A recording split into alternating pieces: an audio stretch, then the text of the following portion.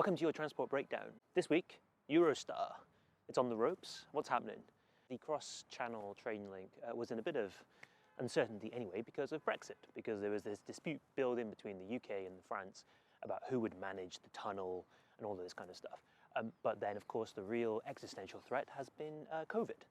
Because of travel restrictions and quarantine measures, Eurostar's ridership has fallen by something like 95%. And you just can't run a business on those kind of figures, can you? So Eurostar has gone to basically the UK government and asked, can you bail us out? Can you do something like track charges, reductions, injection of capital, you name it. But one of the main things is that the UK government is no longer a shareholder in Eurostar. It sold its stake years ago.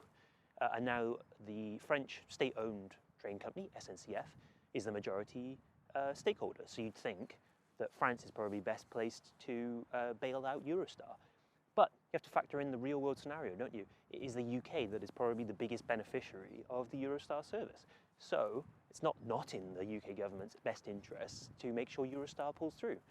And here we go, hat tip to the man in seat 61 for this idea. Why doesn't the UK government bail out Eurostar and in return take some of the trains that Eurostar owns and then lease them back to Eurostar afterwards? Or lease them to a competitor. There aren't any at the moment. It's probably known as one of the most uncompetitive train links in the world because nobody else operates passenger services. So that way you would get competition and Eurostar would survive. Or the French government wouldn't like it and they bail out Eurostar themselves. So there we go.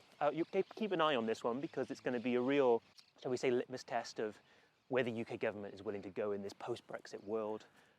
Is it going to think shrewdly and think of a bailout plan like that, or is it just, well, it's a foreign company, we don't care? Thank you for tuning in again. We're keeping these short so that they work on Twitter quite nicely. Tune in again on Thursday for the climate breakdown. Tune in again next week for another transport bite-sized snap. And I'll see you then.